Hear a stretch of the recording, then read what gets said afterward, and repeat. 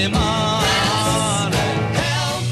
I need somebody. Help! Not just anybody. Help! You know I need someone. Help! Yeah! It's time now for the Collection Guru, and here he is, Christopher Sutton. Hello. Good morning. Third show, 8 a.m. Saturday morning. Wake up! Get up out of bed.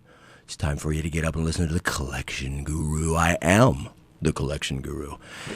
Hey, want to say good, wonderful morning here on a Saturday to Alona, my wife, Camila, Maya, my daughters, and our little cat Noosa. Morning. Let's have some waffles. Here we go. All right. Last week we had a great show. It was awesome. We're going to review what took place there. I think on this show, by the way, we're going to do a little less about collections, a little bit more about business management, growth, and several other topics.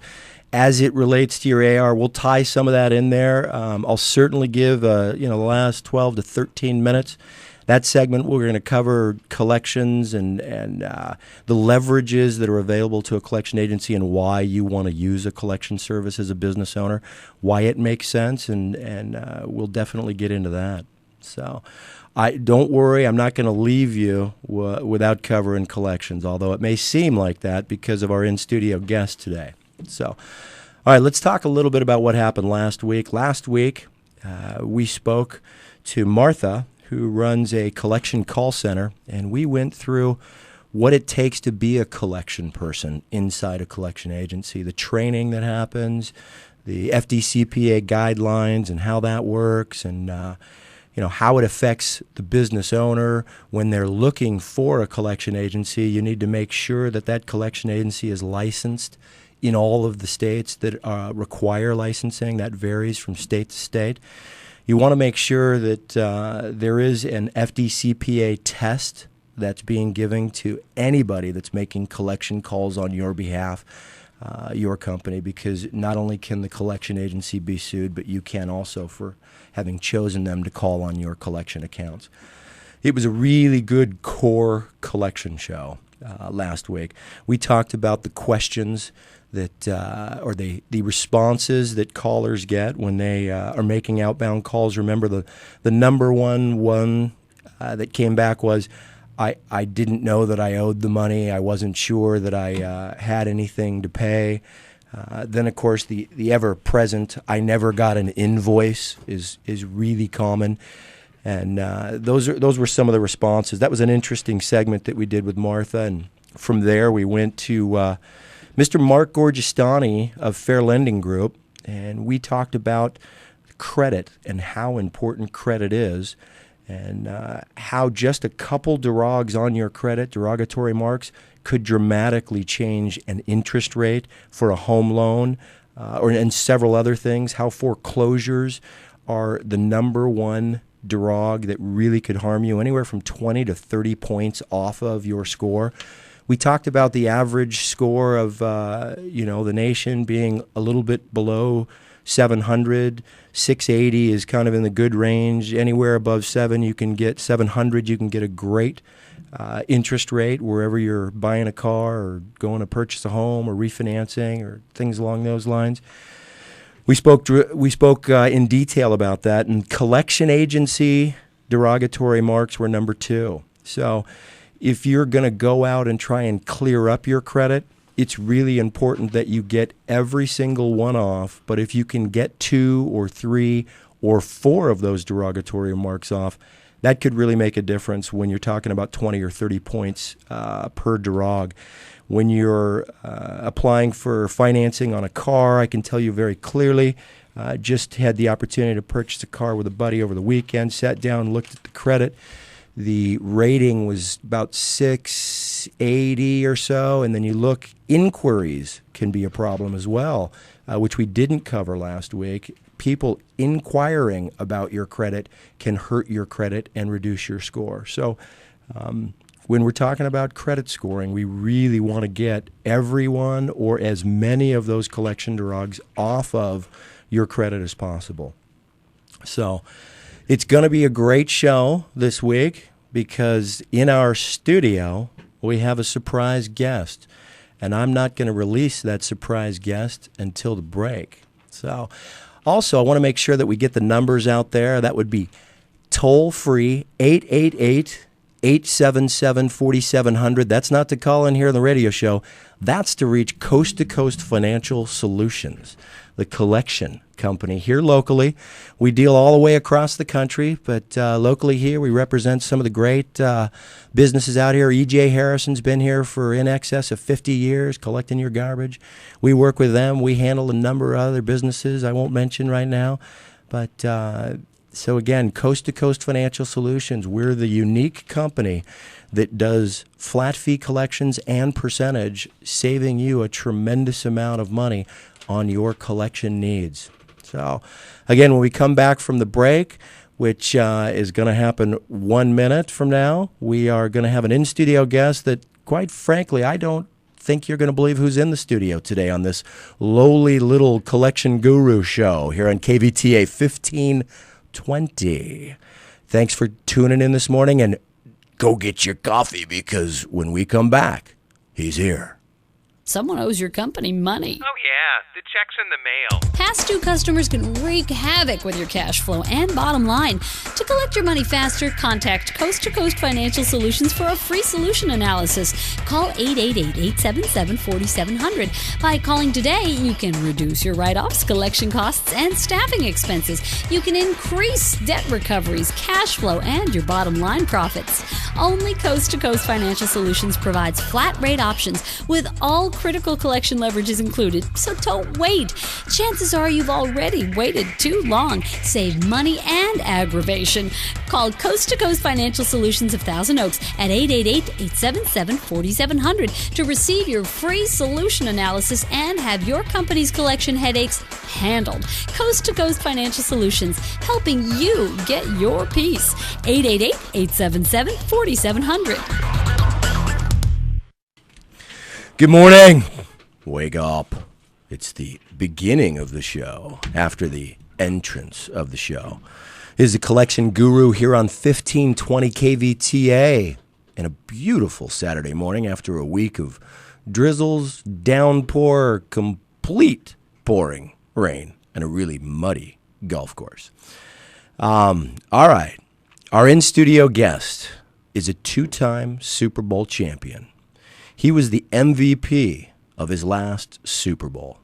He holds several records still in the NFL today. And I could go on, but that's not what the show's about. What you want to know is that John Elway is in our studio today, and I'm staring at those crystal blue eyes and those big, bright, beautiful teeth. And he's giggling. He's giggling because we're actually high school pals. We went to high school together. I was fortunate enough to catch several of his passes, many of his touchdowns, and I called in a marker. It's an old marker. I said, John, I'm doing a radio show tomorrow called The Collection Guru. Can you come sit in, be in studio, and let's talk to the business community here in the Ventura County area and all the areas that 1520 KVTA reaches about business, because everybody knows what you do and what you had done on the football field. But what they don't know, quite frankly, is that if you weren't a football player, you'd have probably been an accountant. And, graduating from Stanford with a business degree or economics degree? Economics degree. Okay. So you got an economics degree, and I know, John, from several conversations over the years, the last several years of your NFL career, you chose to go out and kind of get the ball rolling with relationship to business. What kind of spurred you on to do that? What motivated you?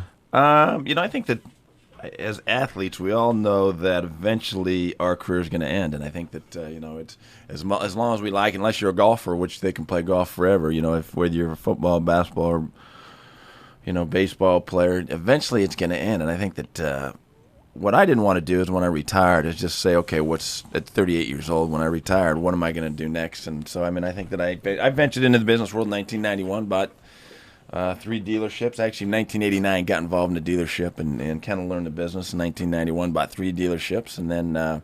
So wait a minute. Let's step back a little bit because we definitely want to talk a little bit about this. So 88, you bought a dealership.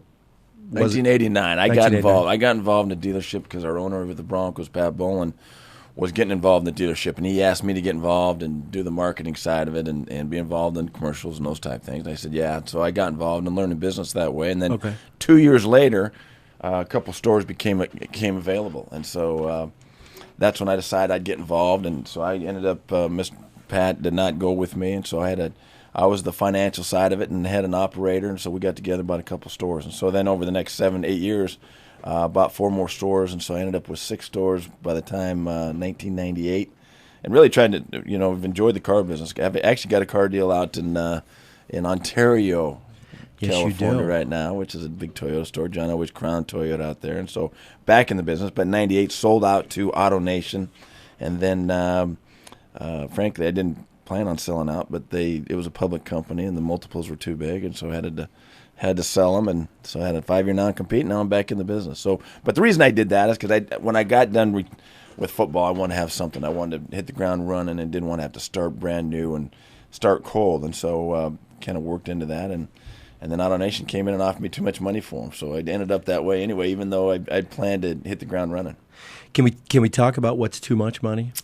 Well, I can talk about it. You don't have to. That I can. All right. If I remember the numbers correctly, it was only 6 stores. I thought it was 11. No, it was 6 stores. So for 6 stores, Huizinga gave you $83 million or something. Well, I'm going to leave that up to you because I don't answer questions I wouldn't ask of you. So I would not ask you that. Therefore, I don't want to answer that question. That's all right. A trained professional.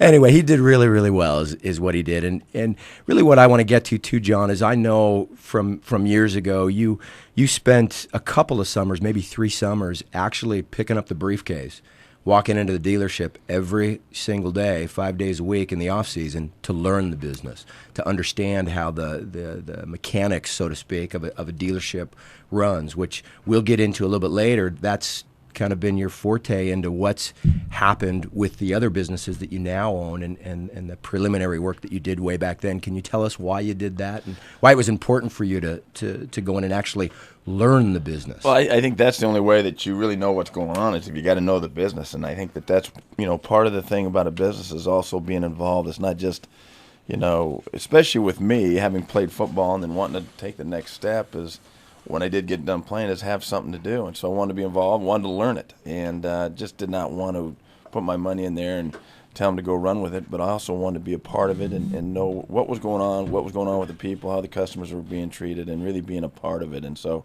that's why I learned the business. And, to me, the car, it's a great business. I've really enjoyed it. But, business is business. It really, whether it's the car business, the collection business, the restaurant business, it really comes down to, fundamentally the same thing, and it's the people that you have, and because no matter what names on the outside, and no matter who the investors are, it's how the customer is treated when they get there. And I think that's why it's important for me to be involved, because if my name's on the building, I'm going to make it's going to be held to a different standard.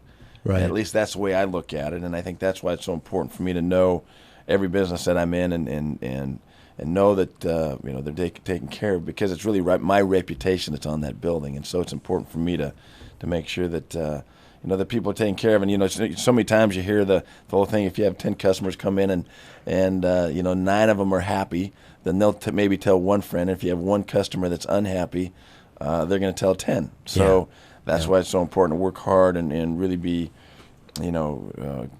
generous to each customer that comes in and take care of them.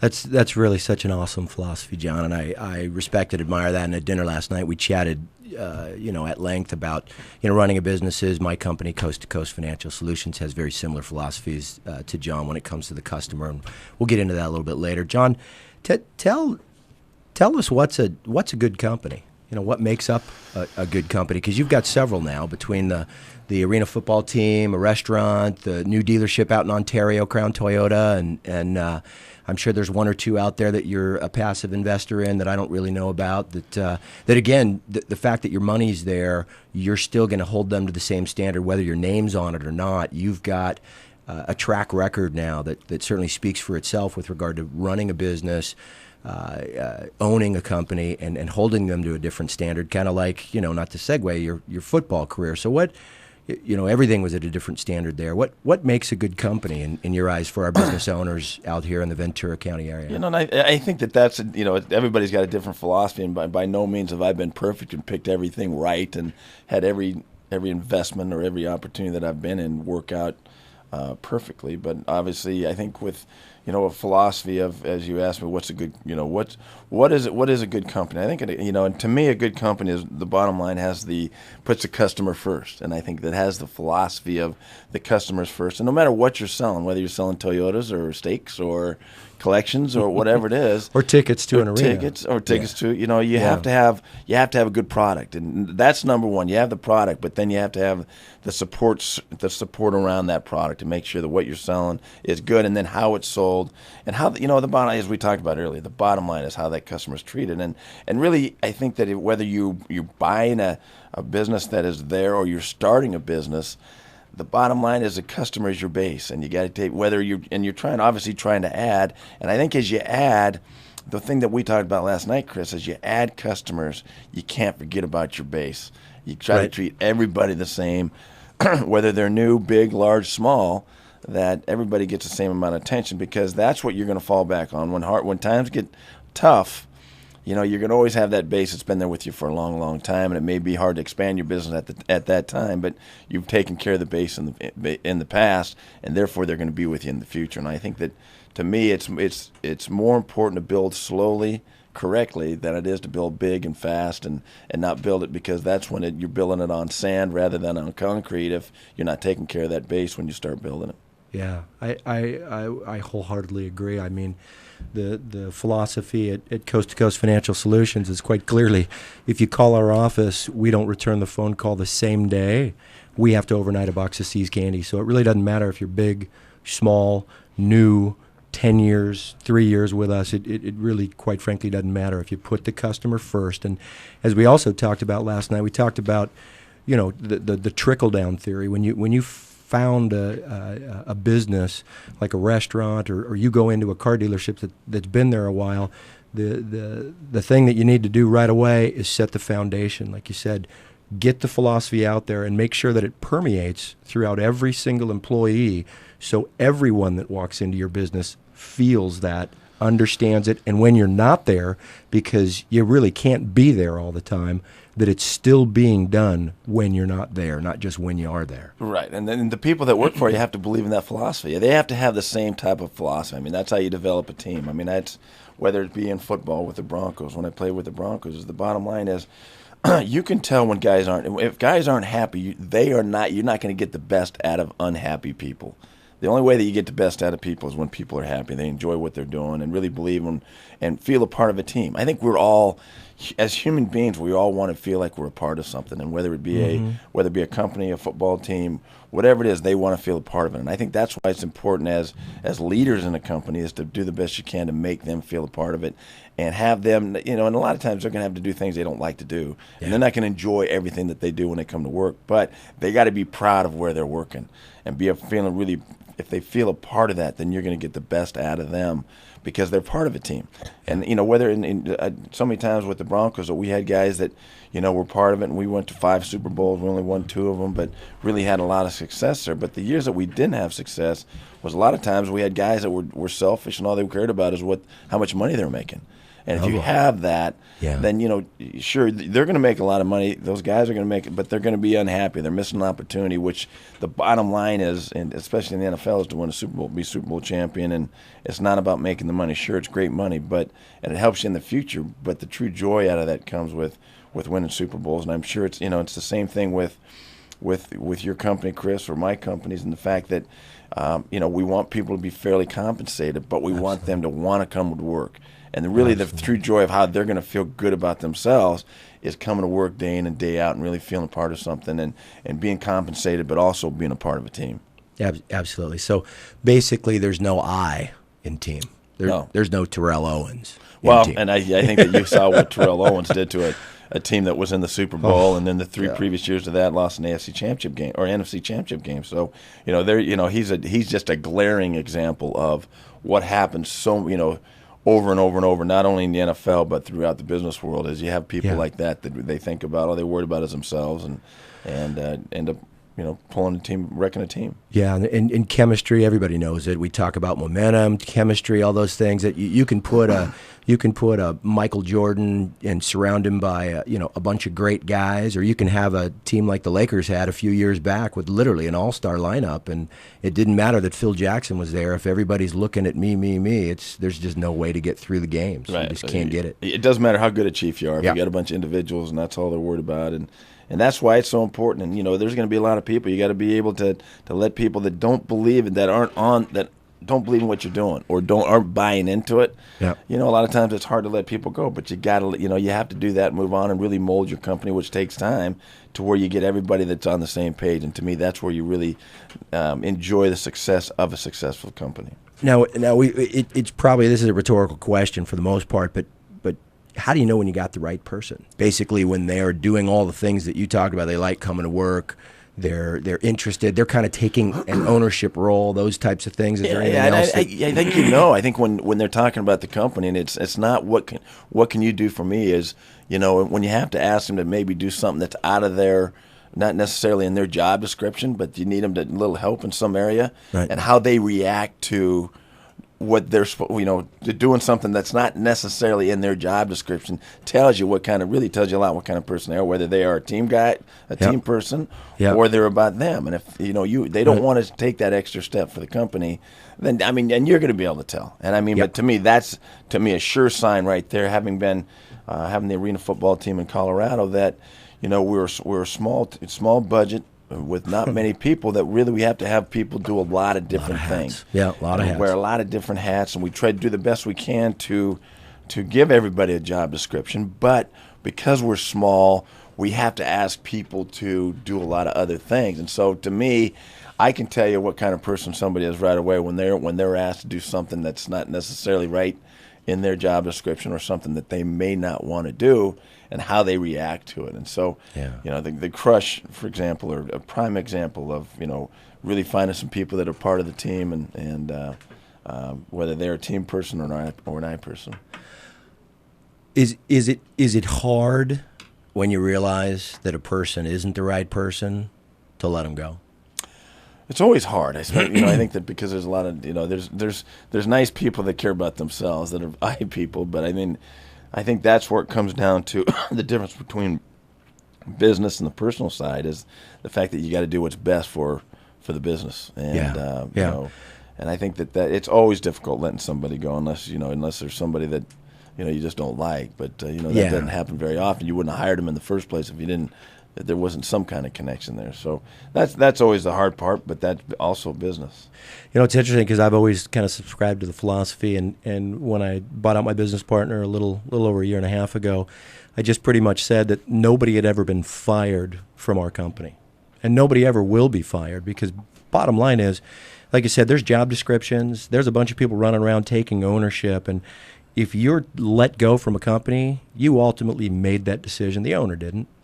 You know what I mean? They've done all the things wrong, stood out like a sore thumb, and said, "Hey, fire me, because we know what to do. Well, we know how to win. We know how to be successful." And again, there's a job description. If you're not hitting on all cylinders with a job description, you're basically screaming to be let go. And it's how many times we talk So nobody about gets fired. You make a decision to leave. And there are no victims in this world, correct? And Yeah, so you fire that's right. yourself. No one else fires you. You get Yep. yourself fired if you're not fitting in with the program, and it's not somebody. So you really say blame it on somebody else because you got fired. Well, you're not fitting into the job. And so to me, it goes back to the things that we talk about all the time when it comes down. There are no victims, and if you're fired, you get yourself fired. Yeah, no question about it. In the book Good to Great by Mr. Collins, who's a Stanford grad, by the way, A lot of those out there. Yeah, there's a few. Yeah. The Google guys. Yeah, no, that's right. They never. Yeah. Did Sun they? Microsystems. Yeah, there you go. There's a few bright guys out there that went to Stanford. Not excluding the gentleman in our studio today.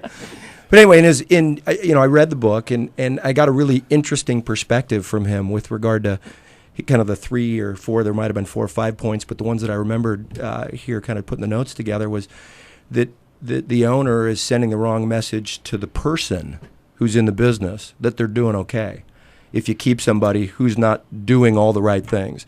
The second thing was that there's a job for that person. If it's not with your company, it's with someone else.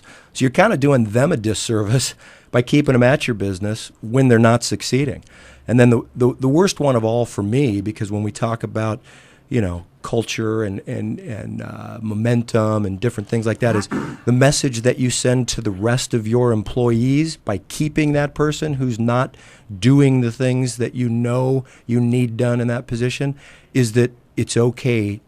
Mediocrity is okay. Right. It's okay to be below par. We don't need to be, above. We don't have to be held to a different standard. And you keep that person in your business, you quite frankly are doing the person a disservice, your other employees a disservice, and without question, you're sending the wrong message to that person. No question. So, and I think that is, that's a great philosophy. And I think that so many times you look at it, and that's why, communications, we go back in anything, not only relationships, company, work, whatever it is, communications is always the key. And that's why it's always very difficult to let somebody go. The thing that I have a tough time, if I let somebody go and I didn't give them the best opportunity to be successful in the job that they were. And so if they weren't doing the right things and I didn't tell them, they weren't doing the right things. Yeah, let's be clear too that nobody gets walked up to on this fateful day and says, "Okay, you're fired." What happens is you pull somebody in, you let them know. You pull them in again, you let them know, and then, quite frankly, you got to let them go.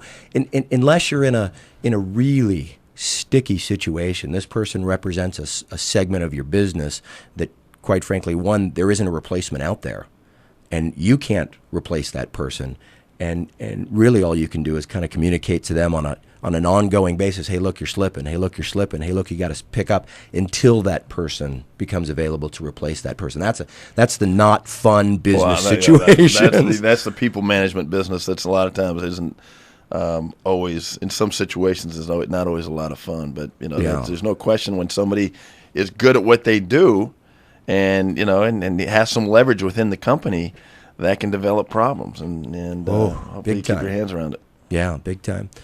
How do you know when the business is successful? I mean, you just started a restaurant, Elway's, in Cherry Creek up in Denver. It was your first venture into the restaurant business. I mean, so many ex ball players have restaurants all across the country. What took you so long? I did not want to get in the restaurant business, and exactly the reason why what you just talked about is because of the fact that there's so many, athletes have slapped their names on buildings that are restaurants, and and restaurants come and go like the wind, and so yes, they do. I wanted to stay away from it, but I think that. What finally made me get involved was, number one, that I had a partner that was a restaurateur, and so I liked him, and then also the guy that we had talking to that was going to run the business, and had 20 years of experience and been very successful up in Denver, and I got to know him for about a year. That's Tommy? Tom Moxie, before I decided to get into it, and I got to know him, and I think that is the absolute. He's been the key to it. And, how do I know when we're successful? Well, I know when we're successful in the restaurant business when we're still successful 5 years from now. It's not what we do the first year, and it's not what we do the second year, because there's always going to be it's newness, and everybody's going to show up, and it's going to be the place to be. Well, if it's the place to be in 5 years, then we've been successful. And I think that, we are we had a very great revenue year last year. Didn't make a lot of money, but we've pumped money back in the business, and I think that's what we want to do. Is we're in that for the long haul, and 5 to 10 years. If we're still doing really well, then that's when the restaurant's been successful. And I think number two, we go, the one thing that they always talk about too is location. And I think that where we're located is a perfect spot for us. And so those are kind of the three factors that really got me involved in the restaurant business. Been in it now for a year and a half, and it's been good. But we, like I said, I'm not going to tell you it's good now, right? Because you're 4 years away from that decision. 4 years from now, when Coast to Coast is the biggest collection agency in California, then we'll come back and talk about it again. I hear you. All right, hey, you're listening to the KVTA Saturday morning show, 1520. I am the collection guru. We'll be right back with Mr. Elway for the second segment. someone owes your company money. Oh yeah, the check's in the mail. Past due customers can wreak havoc with your cash flow and bottom line. To collect your money faster, contact Coast to Coast Financial Solutions for a free solution analysis. Call 888-877-4700. By calling today, you can reduce your write-offs, collection costs, and staffing expenses. You can increase debt recoveries, cash flow, and your bottom line profits. Only Coast to Coast Financial Solutions provides flat rate options with all critical collection leverages included, so don't wait. Chances are you've already waited too long. Save money and aggravation. Call Coast to Coast Financial Solutions of Thousand Oaks at 888-877-4700 to receive your free solution analysis and have your company's collection headaches handled. Coast to Coast Financial Solutions, helping you get your piece. 888-877-4700. KVTA 1520 Saturday morning. It's the Collection Guru. I'm here. I'm in studio with Mr. John Elway, and we're talking business, and we will absolutely get into the collection piece of the business. John and I have been sitting here chatting about, people. We've essentially been talking about, people make your business good. People are ultimately the driving force behind the business. We're talking about John's restaurant right now, and he just told us that in 5 years from now he'll know whether or not his business is successful, and I really believe in that too. I think success comes from longevity, and you build upon it. But when we were out to dinner last night, it was really clear John's philosophies mirrored a lot of successful companies, because you can't have a business without people. And if those people don't understand that the customer or the client is number one, above and beyond them, then ultimately you've got somebody who's doing an I. And when you do that I or the me, you don't have any customers coming back to your business. So you've got a restaurant that's serving great food and it's in a great location, but nobody wants to come back because the service is piss poor.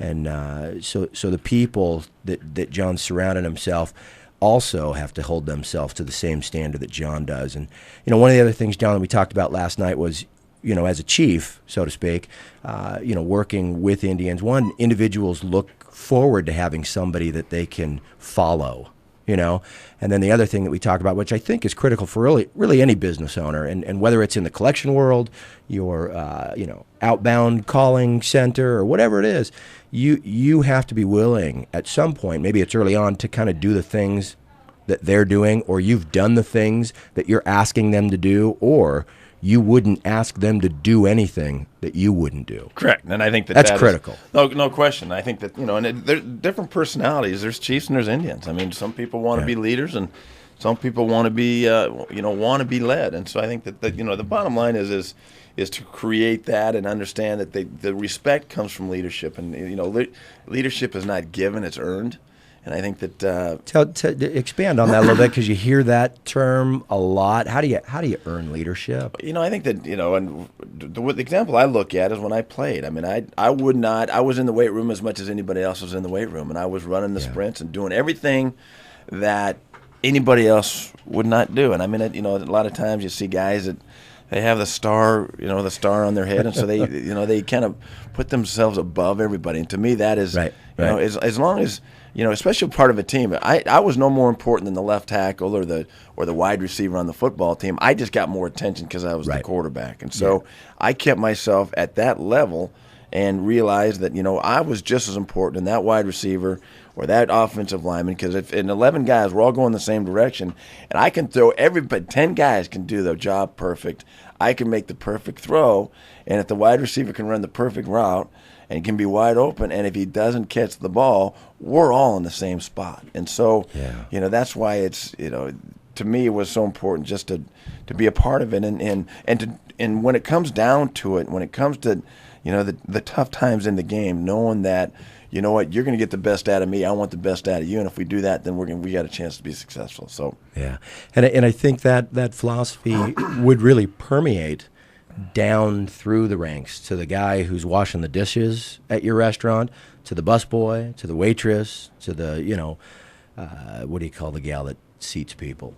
the reception, the hostess, and then on to Tom Moxie, and then you as the owner and founder of this restaurant. And if you've got that kind of trickle down, right, you can be away and know that everyone's keeping everything to a higher standard. That and it's just respecting everybody for the job that they have to do. There's no one job that's really more important. Sure, you can replace a dishwasher more than you can replace a Tom Moxie, but that guy washing the dishes is important because he's he's part of it. He's part of the team, and so I mean it's how you treat that person and how the respect that you show them. And if you show them that respect, you're going to get the best out of them. They're going to feel a part of that team, and so that's why it's just so important too that everybody's got their job, to respect the job that each person does have, and there's no one person that is better as far as what they do. Yeah, every position is key. I agree.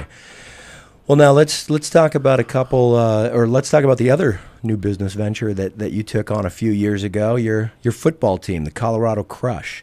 The initial year, I think you went 2-14. Ouch. Yeah, ouch. That was in 2003. The next year, you did something that I really quite believe nobody thought was going to happen, but you knew, and you let your entire staff go after a 2-14 season.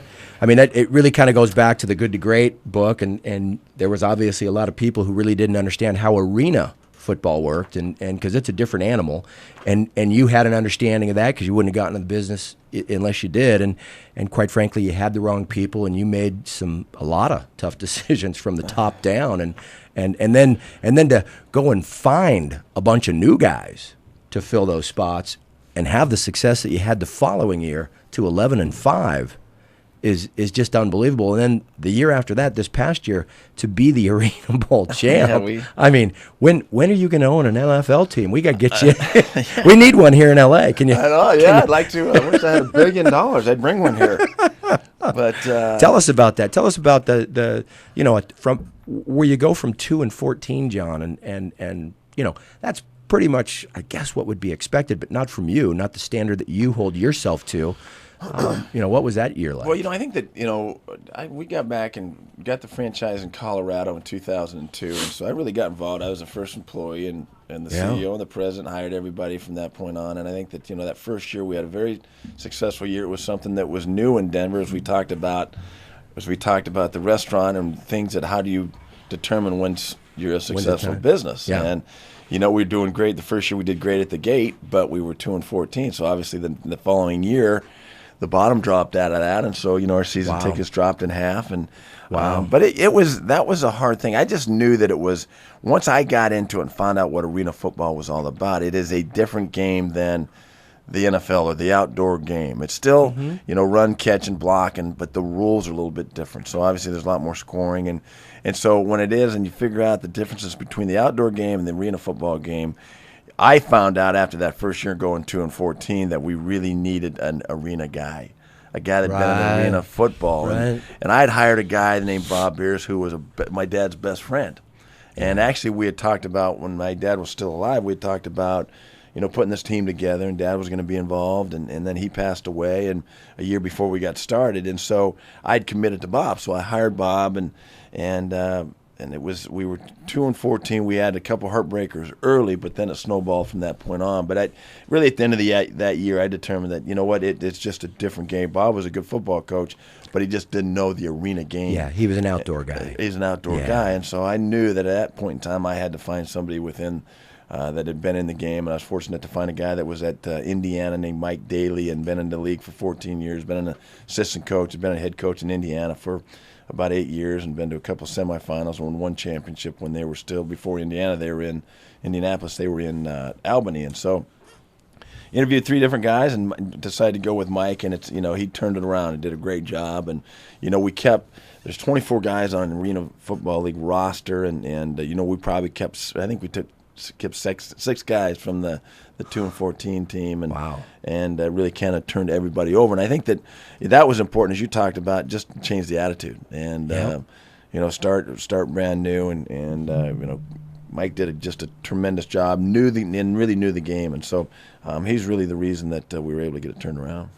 Yeah, and obviously the individuals that run the team, they really are the team. You're the owner, but again, it starts and stops with your decisions, your philosophies in business, and how they're going to affect the individuals that run your business. Because really, that's what the Crush is. It's a business. Yeah, no question. And I think that's really kind of how I'm with all my stuff is the fact that I like to coach the coaches. I either coach the coaches or coach the managers, and then let them go.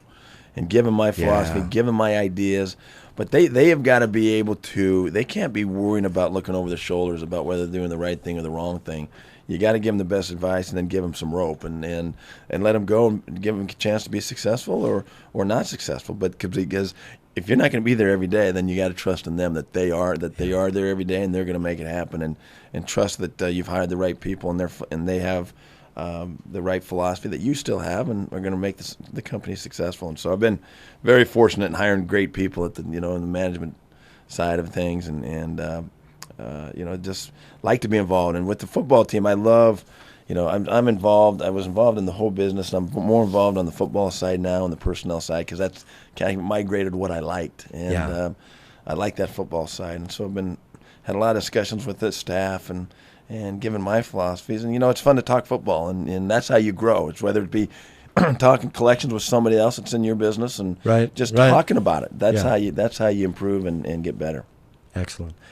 Hey, you take the second year, get 11-5, and then last year you win it all.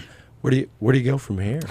Well, we win another one. There you go. That's the thing. It's always. Has it helped the gate? I mean, the product you talked about, the first year being the 2-14, and then the gate dropped, and then you're 11-5, and now you're back. This past year, is the house full now? It's really come back. We played last week and we were sold out last week, and so it's starting to come back. I think that what we have to do is, it was a new thing as we talked about, and so we, the first year the gate was unbelievable. But I think what we have to do, what we started to, and over the last 3 years, is now we're building our season ticket base slowly, grassroots wise, really teaching people the game. So when they do come to the game, they understand the differences between the outdoor game and the arena game, which is really huge. More about possessions. It's not about field position. Yeah. It's about when you have the ball, who has the ball last at the end of the first half or starting the second half. And if you can get a couple stops or get a couple turnovers, those are huge. And so that's why and trying just to teach the people the game. And, NBC's a partner. We're on Sunday afternoons at 1 o'clock and noon here, I think, in L.A. on Sundays on NBC. And so getting people exposed to it and so that people see it. Because the league, this is the 20th year of the league. Yeah, I was just about to ask you the question. A lot of people don't know how long arena football has been around, in 20 years. And of course, my, ignorance is, before you were an owner, I mean, I knew it was out there, but I didn't really know that it had been around that long. Right. I watched a little bit of it too, and then decided I was fortunate to get the franchise in Colorado. So, but it's getting out there, and I think that it's exciting. Now, what do we want to do? We want to continue. The hardest thing to do a lot of times is to repeat. Yeah. And we are 6-3 so far this year. We've lost 2 in a row. We were 6-1 at one time, lost 2 in a row. So we need to get it back going. But it's interesting that brings up a really good point because we're talking about people, we're talking about individuals, having a philosophy that is at a higher standard, and how do you keep that up? Because the question gets asked all the time. In other words, our business, the collection world or the business world, kind of goes in month to month, quarter to quarter, and then year to year, and you got to keep building on that. And in a restaurant you can do that, but with a football team, it's a little bit different. There's no question. It's like winning Super Bowls in the NFL, or how do you get the guys fired up for after you've reached your goal? How do you come back and And I think that's where it comes down to what kind of person you are. And the fact is that if you want to there's always room for improvement. And I think that the thing is, we were fortunate to my last 2 years is to win back-to-back Super Bowls, and we came back after the first one and were a better team the next year and won 13 in a row and then rolled through the playoffs and beat Atlanta in the Super Bowl 33. And so we were able to repeat it, but I think it's very difficult. That's the hard thing, and at the psychological side of after reaching something that you've worked so hard to try to, and it's so hard to get there. Oh my God! And to again get everybody motivated to get back up to that next point is year. very difficult. But Well, we're going thank to try God. it again this year with the Crush, and hopefully we can get back and win another one. Well, there's no better teacher than you because you've done it, baby. Yeah. Yep. Hey, this is KVTA 1520. We have in studio Mr. John Elway, business owner. You know about the past stuff. This man runs companies, all right, in a way that you should be running yours. KVTA, there's a collection guru 1520. Bye-bye. Someone owes your company money. Oh, yeah, the check's in the mail. Past due customers can wreak havoc with your cash flow and bottom line. To collect your money faster, contact Coast to Coast Financial Solutions for a free solution analysis. Call 888-877-4700. By calling today, you can reduce your write-offs, collection costs, and staffing expenses. You can increase debt recoveries, cash flow, and your bottom line profits. Only Coast to Coast Financial Solutions provides flat rate options with all critical collection leverages included, so don't wait. Chances are you've already waited too long. Save money and aggravation.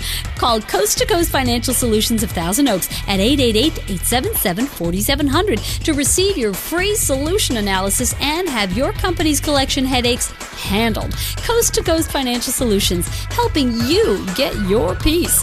888-877-4700. Collection Guru. KVTA 1520, the business talk station here in the local community of Ventura County, Camarillo, Oxnard, Thousand Oaks. It tips just a little bit into Westlake and then all the way up to Solvang. And my wife's Danish, so Solvang is a really cool place, man. My kids are going to hang out there a little bit. We're in studio today with Mr. John Elway, business owner, and I really can't tell you how cool it is to be able to have you on the show, John, and actually talk about, you know, where you're at in your life now as it relates to what you do day in, day out, which is run companies. So that's exciting. You know, a question I forgot to ask you, which I really want to know, and I'm gonna ask you on air and try to not let you politically get out of it. Are you going to open more restaurants before the 5-year mark when you know, will you do another one? I have no plans yet. I mean, I really don't. I think that I'd look at opportunities there, but no, I'm not looking at expanding the restaurant business too quickly. I mean, obviously I enjoy the car business, and Toyota is a great product, and we got a great store in Ontario, so I'm looking in areas there too, and then trying to be nice to bring an NFL team here, move back to the Valley, spend some time with my boys. We got to make that happen. I got to make some phone calls. Do I know any billionaires? Yeah, find us $1 billion. I'll go get us a team. I think the NFL would like that. There's no question about it. What they're doing out of this market, I think that will be the great mystery of 2080. How did Los Angeles go that many years without a football team? It just absolutely baffles the mind. But there's all the kinds of political stuff going on behind that. I wanted to chat with you. We covered pretty much. Is there anything else on the arena end that you'd like to talk about? Because I'd actually like to talk about your dealership out in Ontario, and not to really promote the business per se, because that's really what this isn't about. But I had an experience there. Well, recently. we do send our business to coast to coast. You'd realize. Yeah, that's good point. The collections. We need to talk about coast to coast more than Ontario, than Crown Toyota. Well, and we'll do that. And in the past, when John owned the 6 dealerships up there, my old company, did all the collections for them as well, because the goal with the collection world is very clear. If you do the things up front in the beginning, you don't really have to worry much about what happens at the end of the game when someone ultimately owes you money or has written you a bad check or their credit card got declined, which happens, ad infinitum. Car dealerships obviously have a number of different individual owned repair shops, and those repair shops have lines of credit to be able to get parts and so forth, and those individuals go through tough times too, and collection agencies like myself are needed to kind of do that. But I'm going to segue back, because I don't think I'm actually going to have this opportunity again to have you in the shop. I had an experience at your dealership, that was literally everything that you described. You are when it comes to business, from walking in to having, first of all, seeing every table and every office in the place full on a Saturday night at 9:30, 10 o'clock in the evening.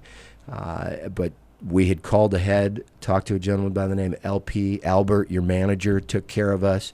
And these guys are just running around doing everything for the customer possible. And I think that speaks to what we've been talking about the whole show. Your philosophy is completely intact at your dealership already, and you've only owned it for how long? A year and a half. We've had a year and a half. And in a year and a half, the Toyota dealership is the number 4 dealership in the country. How many? I don't really even know the answer to this question. Hopefully you do. I don't want to stick you. How many Toyota dealerships are there in the country? I think there's like 350 or 400 somewhere in there. So there's 350 or 400 dealerships. Yeah. If you're a business owner and you're sitting out there and you're wondering, wow, are Christopher Sutton, the collection guru, and John Elway just chatting and having a good time, or are these business philosophies solid, real, and will they be different 10 years from now? And I'm going to tell you right now, they won't be. Why? Because business will always be about people. And if you get the right person, you gotta make sure that they understand your business philosophy. That's really what we've been talking about. John, we talked briefly last night at dinner. Tell us what was the transition for you when you bought this dealership, because you had dealerships before, very successful, sold them to Auto Nation for oodles of money, and I know we get into business for money, but the money is something that's an afterthought of the foundation of the company, the people within the company. If you take care of that end of the business, the other things take care of themselves. Absolutely. That's where the money will come, and the success of the company will come, and the financials will come, and I think that is, when we bought the store a year and a half ago, it's a store that it's had some time, had some longevity. They've been there a long time, been there since 1978, so it'd been around a long, long time. And the management team had really been in place for a long time. They'd had every manager. I think the least amount of time any manager had been there was 6 years when we bought it. And so they were doing a lot of right things. They were doing a lot of right things and really had a good team. And all we had to do is just go in and show them a little bit of love and just make them part of the team and feel like, that here's a team that, that's where it comes down to the communication and really slapping somebody on the back and saying, you know what, you're doing a heck of a job and we really appreciate what you're doing. And we showed them a little bit of love, and they've gone from, I think when we bought it was 9 in the country to last year we were 5th, and now this year we're 2nd so far this year. And so, I mean, it's just a matter of showing somebody, getting on the same page and showing somebody some love and having people take ownership. You got to give them ownership in the company, because if they have ownership, they'll sell themselves. Because if I'm going to sell you, I'm going to sell me. I'm going to do a heck of a lot better job selling me than you. But if we're both on the same page, then I can sell it. And if they're selling ownership in the company, then that's when you have the success. And that's why I'm so proud of them out at Crown and what they've been doing out there. Yeah, it was just a really neat experience, and everybody out there knows that the car dealership experience can be rather frightening. You're getting hit on and hammered, and then followed up, and let's do it today. If you can do it today, do it. Let's go ahead and get your wild. I mean, it's just it can be a nightmare, and I think the philosophies that a guy like John Elway bring to the business out there in Ontario really change the way that people see the experience. I mean, really, quite frankly, it does. It did for me. Well, I'll definitely pass it on to them that you had a great experience while you were there, and because they like to hear that, and I love to hear it too. Know that not being there every day, knowing that people are having a great experience there. Yeah, no question about it. Hey, and by the way, the other reason why I want you to open more restaurants is you've got 3 great rooms at your restaurant. You really do. And John was kind enough to say, "Hey, dude, you're a good guy. We've known each other for a lot of years. You can get a banquet room at Elway's restaurant. There's the Jack Elway room after his late father. There's the Dennis Engel room, his offensive lineman in Stanford, and then you can go eat in the Chris Sutton room, which has got all his high school memorabilia in there, and 18 to 20 people. Go have some food and bring the crew in there. So and you can listen to this radio station in Denver. You just have to audio stream it through your computer. Just go to KVTA 1520, click on live Saturday morning here, 8 a.m., and you can hear the show. So we got to find a way to get the Denver listeners, because we've talked a lot about their favorite son, so to speak, now father, maybe some point in your life grandfather and business owner, and certainly not mayor anytime soon, right? No. There'll be no political aspiration. No, because once you go into politics, and I've been asked several times to go into politics. Once why would you go into politics if say 90% of the people like you go into politics, that's automatically going to drop you down to 50-50. So I don't want to lose. I don't want to lose the other. If maybe there's 75, whatever that is. I know I'm going to lose. Once I go into politics, I would lose. Yeah. So I'm going to say no. I'm not. I'm staying out of politics. Good for you. And you've got enough in terms of businesses going on out there to keep you busy, and your 4 wonderful kids and stuff. So, hey man, it's been awesome having you on the show. Thanks for making my day. We're going to run the show back. Actually, we're going to run it every Saturday for the next 19 weeks. Just kidding. We do have to cover collections next week, and we certainly will. And we'll cover it ad infinitum. We will have probably 3 or 4 different guests on from the different businesses here in the local community. This is Christopher Sutton, the collection guru, coming to you from 1520 KVTA, and I keep reversing that, and it has something to do with dyslexia. We'll do it again. We'll do the KVTA AM 1520 coming to you here on Saturday morning. We've had in-house studio John Elway. Hey, thanks for listening, and bye-bye, Camila, Maya, Mommy, and Nusa. Can you say that, John? Nusa.